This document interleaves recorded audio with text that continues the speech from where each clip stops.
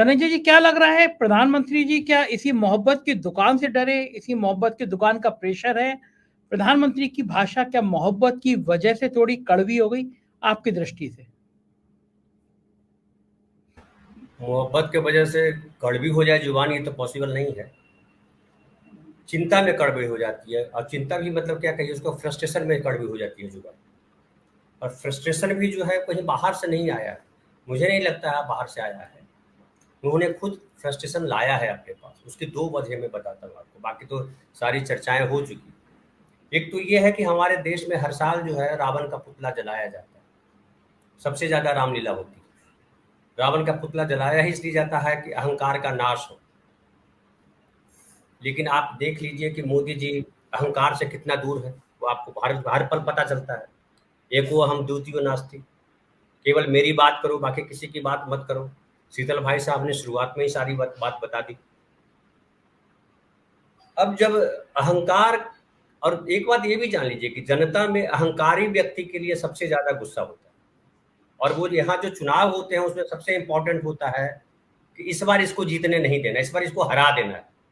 हमारे देश में ज्यादातर चुनाव इसीलिए होते हैं कि इसको हराना है, इस बार जिताना है, उसके लिए चुनाव बहुत कम होते हैं। ज्यादातर जो वोट करते हैं कि इस बार इसको तो हरा देना है। दूसरी एक और बात मुझे दिखाई पड़ रही है कि जो हिंदुत्व के जो सबसे बड़े पुरोधा थे इनकी ही पार्टी में, लाल कृष्ण आडवाणी साहब, उनकी दुर्गति जो है किसको नहीं चिंता में डालेगी। जो हिंदुत्व का इतना बड़ा पुरोधा था, उसी ने खड़ा किया सारा, वो आज कहाँ है? निर्वासन भी लगता है छोटा सा शब्द है, उससे भी बड़ा वो झेल रहे हैं। तो मोदी जी को ये चिंता है कि अगर हम हार गए तो हमारी कितनी बड़ी फजीहत होने वाली है, और जिनके लिए हम दिन रात एक कर रहे हैं वो हमको कहाँ रखेंगे। उन्होंने आडवाणी जी के साथ क्या किया, उन्होंने जो है जो केशु भाई पटेल थे उनके साथ क्या किया, उन्होंने संजय जोशी के साथ क्या किया, उन्होंने प्रवीण तोगड़िया के साथ क्या किया। ऐसे ढेर सारे उदाहरण बोलने जाएं तो बहुत सारे उदाहरण हैं। उन्होंने देश की जनता के साथ क्या किया, जिन्होंने उनको जो है इतनी बड़ी गद्दी दी। फिर एक क्या होता है, हम सिनेमा के आदमी हैं तो जब डायलॉग लिख रहे होते हैं ना, तो डायलॉग लिखते हैं कैरेक्टर को ध्यान में रख के कि ये आदमी कहाँ से आया है, कौन है। अब चाय बेचने वाला आदमी जो है उसके डायलॉग आप जो है अगर लिखेंगे, पीएचडी हिंदी भाषा में पीएचडी किया हुआ है, उसकी भाषा तो आप दे नहीं सकते उसकी। तो आप अगर चाय बेचने वाले की अगर भाषा अगर देखेंगे किसी भी सिनेमा में तो कैसी भाषा होती है। एक आता है कि बहुत पढ़ा लिखा आदमी नहीं होगा, वो लगातार जो है वो क्या कहते हैं, झिड़की वो झेलता रहा होगा, तो जो समाज से लेगा वो समाज को देगा।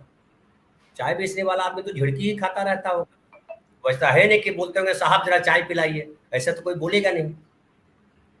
लेकिन एक ये होता है कि संगत से गुनात है, संगत से गुंजात, तो संगति करके भी आप जो है बहुत अच्छी जगह पहुंच जाते हैं।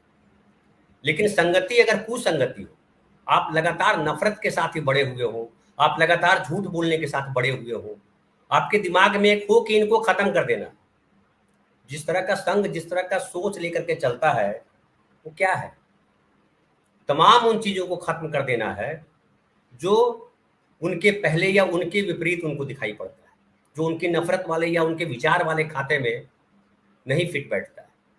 वो चाहे गांधी हो, नेहरू हो, हम आप जैसे लोग हों जो बात करते हैं कि नहीं हम भी देशभक्त हैं, हमें भी देश की चिंता है, लेकिन वो हमको क्या बोलते हैं।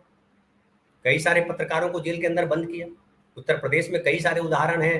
जो सच बोलता है उसका क्या हाल करते हैं। आप भी बात कर रहे थे, आपके जो उत्तर प्रदेश के फिलहाल मुख्यमंत्री हैं, उन्होंने 25 लाख दिए जलवाए दीपावली के दिन, लेकिन उन दियों के तेल निकालने वाले लोगों की चिंता उनको थी कि जो बुझ गए दिए हैं उसका तेल उठा उठा करके ले जा रहे हैं। तो धर्म का आदमी होता है ना, धार्मिक वही व्यक्ति है जो दूसरे की पीड़ा को समझे। अगर आपको दूसरे की पीड़ा नहीं समझ में आती है तो आप धर्म के नाम पे पाखंड कर रहे हो, और ये पाखंड जो है बहुत लंबा नहीं चलता है।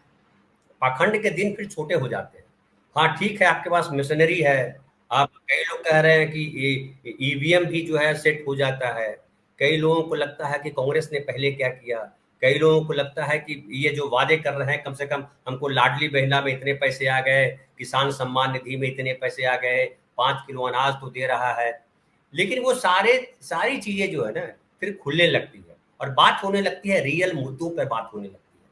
वो चाहे वो बिहार से जो चला है, वो जो जाति सर्वेक्षण को जिसको आज ये कह रहे हैं कि ये जो है गरीब जाति होती है, गरीब की पहचान उन्होंने की है बिहार के सर्वे वालों ने कि 33% गरीब हैं, वो किसी धर्म किसी जाति के नहीं है, वो सारे धर्मों सारे जातियों से है और उनके उत्थान के लिए एक नीति बनाई है।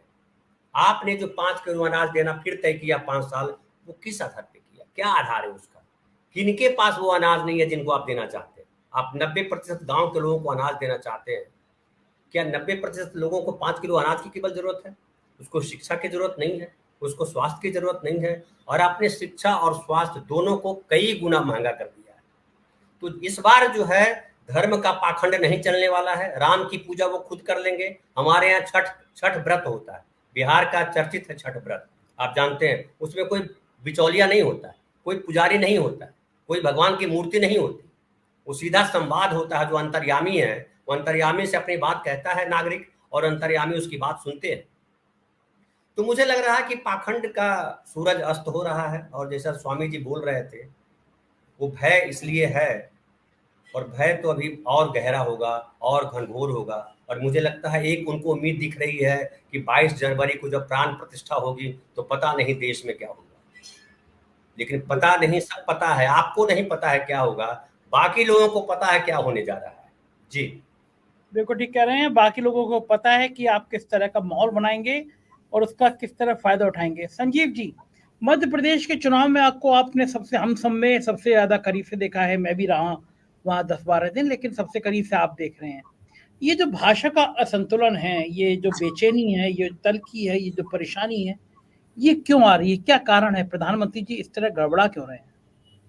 देखिए, पूर्व के वक्ताओं ने बहुत सारी जितने पक्ष हैं लगभग लगभग प्रकाश डाला है। मैं इसमें 2-3 चीजें जरूर जोड़ना चाहूंगा कि जो प्रदेश के हालात हैं, जो गलतियां हुई हैं, राजेश बादल जी जो अभी कह रहे थे कि जो चूकें हुई हैं, आपने क्षत्रपों को जिस तरीके से पहले एक तरफ किया, कंफ्यूजन जो आपको था, वो कंफ्यूजन अब आपके लिए सिरदर्द बना। और ये 23 तो ठीक है, 23 में जो आना है परिणाम लगभग लगभग नजर आ रहा है, जो सर्वे हैं या जो ओपिनियन पोल्स हैं। चिंता 2024 की है संजय जी। 24 में 29 में से 28 सीटें 2019 में तमाम जो सरकार गंवाने के बाद यहां मध्य प्रदेश में कांग्रेस सरकार बना ले गई थी, फिर उसमें 29 में से 28 सीटें ले आए थे।